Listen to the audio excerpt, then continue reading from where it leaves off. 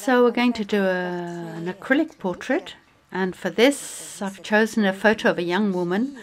I really like her expression, which is pensive, half smiling, half questioning, with a slight air of fragility, by which I mean the fragility of adolescence. I like working on colored backgrounds because I find that that brings the whole painting together. It also means that you don't have to start with a blank piece of paper, which can sometimes be a bit daunting, especially when you're doing a portrait. And so I've done an initial sketch in charcoal, which isn't too precise but has enough detail to give me a basic outline at this stage. So now I'm going to put the colors in the palette. I always try to put all colors in the palette, even if I don't know if I'm going to need them, so that I have everything I need to paint at hand, and that saves me time. I'm going to start by developing the main feature, the face, with dry paint. And above all, without going into details.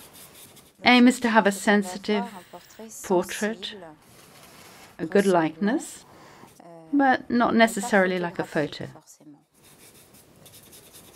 I always start with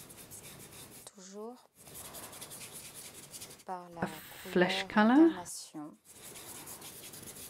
and also by trying to have a general view.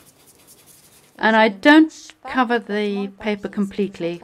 That's always very interesting, and that's the advantage of having colored paper, to see the paper showing through, like here, for example. I like that idea. Basis of a flesh color is yellow ochre with a bit of red in it, and quite a lot of white. You can see that I mix the colors almost as much on my drawing as in the palette.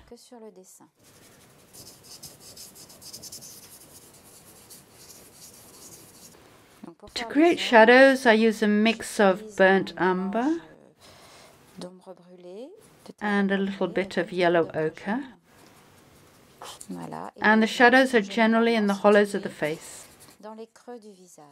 We make green by mixing blue and yellow, of course, but you have to be very careful to break up the green with a bit of yellow ochre or brown to stop the eyes from being too bright.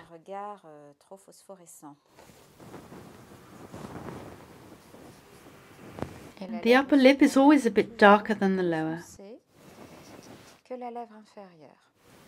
It's the little bits of light that create the round shape.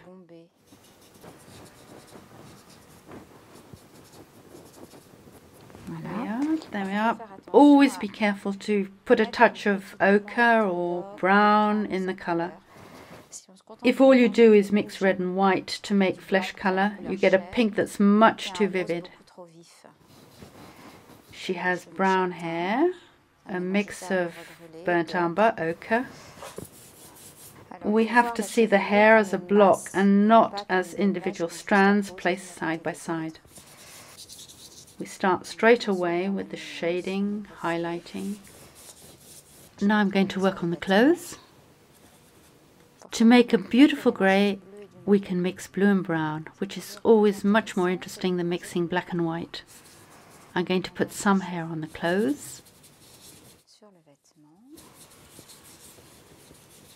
I'm going to start putting a little bit of gloss medium in my paint to make it thinner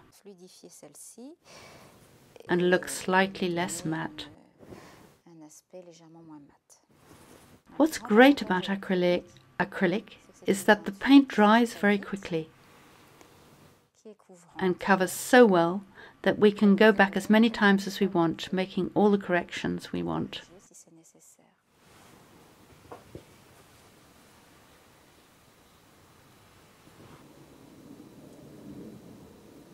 A quick brush stroke can change everything. It all comes down to just a few millimeters.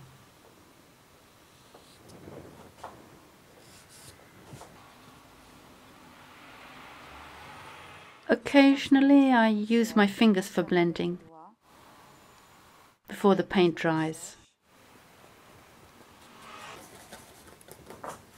We never use black for shadows on the face, otherwise we obtain an extremely drab and dirty color. That's totally wrong for the skin. We always use dark brown. Now, to finish, I'm going to give her a few more colors and create a healthy glow with a light glaze. A glaze is a very thin, diluted paint, so with a light orangey glaze on the cheeks. That is something that's always done as a finishing touch, and it enhances the entire painting, as well as bringing all the colors together. Either we leave the paper as the background, which is sufficient in itself, or we can create an atmosphere by sticking warm browns, tobacco shades, again by mixing and not totally covering the paper. My work is based on subtleties.